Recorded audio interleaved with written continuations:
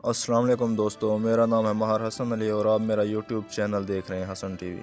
دوستو آج ہم بتائیں گے آذربائیجان نے پاکستان کو ایک آفر دی اور سعودی عرب کو پیغام۔ تو دوستو پوری خبر جاننے سے پہلے جو نیو دوست ہیں وہ چینل کو سبسکرائب کر لیں اور گھنٹی کے بٹن کو دبا دیں۔ دوستو ویڈیو پسند آنے کی صورت میں لائک ضرور کر دیجیے گا۔ چلتے ہیں خبر کی جانب۔ پاکستان اپنے گلوب بدلنے جا رہا ہے۔ پاکستان مسلم دنیا کا ایک اہم اور طاقتور ملک ہے جو اب ایک ایٹمی قوت بھی ہے، اور پاکستان ہر مشکل گھڑی میں عربوں کے ساتھ رہا۔ کسی بھی فورم پر عربوں کو ضرورت ہوئی، وہ چاہے بین الاقوامی سطح پہ ہو یا دفاعی لحاظ سے ہو، اس پاکستان نے ہمیشہ عربوں کا ساتھ دیا۔ عرب اسرائیل جنگ میں پاکستان فرنٹ پر لڑا، صرف عربوں کے لیے۔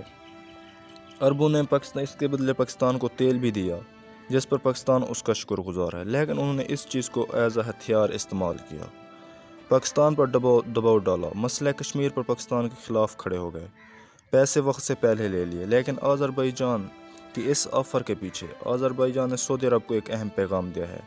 آذربائیجان نے پاکستانی ایل لمیٹڈ اور پاکستانی اسٹیٹ ایل کو ادھار پر تیل دینے اور گیس دینے کی پیشکش کی ہے۔ آذربائیجان کی سرکاری ایل کمپنی سوکیٹ ٹریڈرز نے کہا ہے کہ برادر اسلامی ملک پاکستان کی تیل اور گیس کی ضروریات کو پورا کرنے کے لیے حکومتی سطح پر تیل دینے کا فیصلہ کیا گیا ہے۔ کمپنی کے ترجمان نے مزید بتایا کہ کمپنی دنیا میں ایل اور گیس اور کیمیکل کی ریفائنریز چلا رہی ہے، یعنی وہ پوری دنیا میں مختلف ممالک میں یہ کام کر رہی ہیں۔ 15 فروری کو پاکستان کمپنی کو LNG کا ایک کارگو بھی فراہم کیا جائے گا۔ کمپنی نے پاکستان کو پیشکش کی ہے۔ کمپنی طویل مدت تک پاکستان کو تیل اور گیس فراہم کرے گی ادھار پر، جو کہ ایک طویل مدت کا معاہدہ ہوگا۔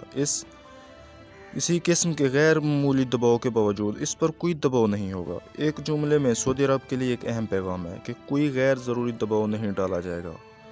جو یہ معاہدہ ہوگا پاکستان کے ساتھ صرف اور صرف تجارتی لحاظ سے ہوگا۔